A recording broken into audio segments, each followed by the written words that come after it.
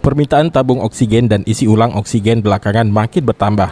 Jumlah kasus pasien dan banyaknya warga yang melakukan isolasi mandiri menjadi sebab tabung oksigen langka.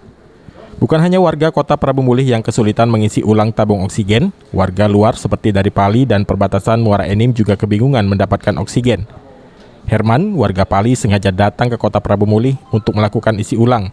Namun dirinya terpaksa kembali dengan tangan hampa karena stok pengisian ulang oksigen masih kosong. Itu membawa tabung oksigen itu apa, Pak? Ini bidan praktek ini. Oh, bidan praktek. Iya. Mau isi ulang, Pak ya? Isi ulang ya. Sudah berapa tempat Pak kita nyari Pak? Ini baru di sini lah, kita langganan di sini Paris ya. Sudah berapa kali ngisi Pak kita Pak? Kalau sering. Iya. Ini ngapa dibawa pulang lagi, Pak? Nah kalau dekati Kosong, Pak ya? Ya kosong.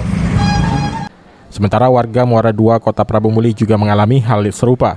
Saat mendatangi salah satu toko alat kesehatan di Kota Prabu Mulih, stok oksigen juga kosong. Ada? Kosong katanya. Sudah cari kemana aja, Pak? Baru di sini lah. Sudah nanya tadi banyak yang kosong. Kosong juga. Ini rencananya tabung oksigen itu apa ya? Pasien. Untuk warga. Cadangan teh, cadangan. Ya. Oh, cadangan. Dari mana, Pak? Dari Muara II sini lah. Apa di rumah sakit tidak ada oksigen, Pak? Habisan ada yang tadi.